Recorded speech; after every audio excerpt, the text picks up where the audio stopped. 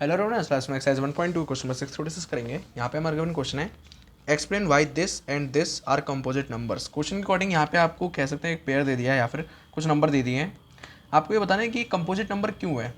अब पहले ये समझते हैं कंपोजिट नंबर होते क्या हैं। देख, कंपोजिट नंबर सिंपल वर्ड्स में कहा जाए तो ऐसे नंबर जिनके फैक्टर्स दो से ज़्यादा हो।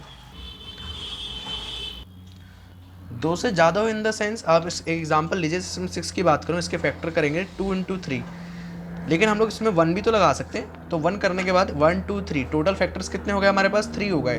तो ये कैसा हो गया? कंपोजिट नंबर हो गया। लेकिन हम लोग एक एग्जांपल और लेते हैं, 2 लेता हूँ मैं। 2 को कैसे लिख सकते हैं? 1 इंटू 2। अभी इसके कितने फैक्टर हैं? 1 और 2, बस दो ही फैक्टर हैं इसके। सो इसलिए ये कंपोजिट नंबर नहीं है। दो से ज़्यादा होने चाहिए फैक्टर्स। आप 1 को इंक्लूड करेंगे तो 1 को इंक्लूड कर सकते हैं आप उसमें, जैसे मैंने यहाँ 6 में 1 को इंक्लूड करा और करते भी हैं कंपोजिट नंबर बनाने के लिए।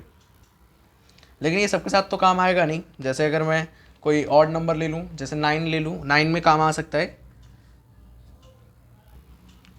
3 इंटू 3 इंटू 1, ऐसे लिखेंगे हम लोग 9 को। लेकिन यहाँ बात करने वाली इसमें नोटिस करेंगे कि जो 3 और 3 ये दोनों तो एक ही है, इसमें कोई फ़र्क तो है नहीं। सो इसलिए इसके कितने फैक्टर हुए? एक तो 3 हुआ और दूसरा एक 1 हुआ, तो दो ही फैक्टर निकल के आ रहे हैं, इसलिए कंपोजिट नहीं है। ध्यान रखिएगा, दो से ज़्यादा होने चाहिए। चलिए फिर आप इसको प्रूव करते हैं कि ये प्रूव नहीं करना है, वैसे बताना है कि क्यों है कंपोजिट नंबर। चलिए फिर देखते हैं। सबसे पहले हम लोग अपने फर्स्ट पार्ट को देखें। ये है हमारे पास 7 इंटू 11 इंटू 13 प्लस 13, ये आपका फर्स्ट पार्ट है। ठीक है, इस पर या तो आप सिंपली इसको मल्टीप्लाई प्लस करके सॉल्व करें, या फिर इसको थोड़ा इजी करने के लिए आप यहाँ पे एक छोटा सा चेंज कर सकते हैं। 13 को कॉमन ले लीजिए। मैंने 13 को इन दोनों में से बाहर निकाला। देखिए अंदर क्या बचा? 7 इंटू 11, ये 13 बाहर गया, इसकी जगह पे क्या बचेगा? 1 बचेगा। लिखना चाहें तो 1 को लिखिए, वरना फिर नहीं लिखेंगे तो भी कोई दिक्कत नहीं है। प्लस ये 13 बाहर, यहाँ पे भी क्या बचा? 1 बचा सिर्फ। 13 7 इंटू 11 77, 1 का इसमें मल्टीप्लाई कोई फ़र्क नहीं पड़ेगा, plus 1। 13 into 77 plus 1 78। 13 into break कर दीजिए, 78 को लिख सकते हैं 13 इंटू 6, 13 6 78, और ब्रेक करिए 13 इंटू 13 इंटू 6 को लिख सकते हैं 2 इंटू 3। अब आप इसके खुद ही फैक्टर्स देख लीजिए, दो से ज़्यादा ही आ गए। 1 2 और 13 को बस है तो दो, लेकिन गिनेंगे एक।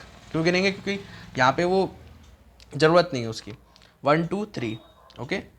सो हमारे पास दो से ज़्यादा फैक्टर है, इसलिए एक कंपोजिट नंबर है। यहाँ पे अगर आप इस क्वेश्चन को लेंथी बनाना चाहते कर सकते थे। क्या करते? सिंपली इसको पूरे को सॉल्व करते, फिर इसके फैक्टर निकालते। थोड़ा लेंथी हो जाता, इसकी ज़रूरत नहीं थी फिलहाल। अब सेकंड पार्ट में देखते हैं। सेकंड पार्ट में हमारे पास है 7 multiplied by 6 into 5 into 4 into 3 into 2 into 1 plus 5, okay. ये हमारे पास, हम लोग क्या करेंगे? देखिए 5 दोनों तरफ से कॉमन ले सकते हैं। 7 इंटू 6, 5 बाहर, इसकी जगह पे आप 1 लिखना चाहे तो लिखिए, नहीं तो आप इसको ऐसे ही छोड़ना चाहे तो रख सकते हैं। 4 इंटू 3 इंटू 2 इंटू 1, 5 ये वाला बाहर में है तो इसलिए प्लस में 1 होगा, ओके। 5 इन सब का आप मल्टीप्लाई करेंगे 1008 होगा, आप करके चेक कर लीजिएगा, प्लस 1। सो 5 इंटू 1009। अगर मैं इसमें मल्टीप्लाई में 1 लगा दूँ तो कोई चेंज आएगा ही नहीं, बिल्कुल वैसे के वैसे ही रहेगा। तो इसके कितने फैक्टर हो गए? 1 2 3, ओके। टोटल फैक्टर्स कितने हो गए? 3 हो गए, दो से ज़्यादा है। सो इसलिए क्या होगा? ये भी एक कंपोजिट नंबर है। इसका आप रीज़न देना चाहें तो both the given numbers have more than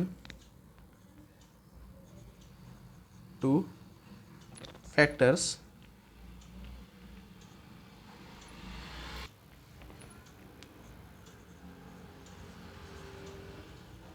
therefore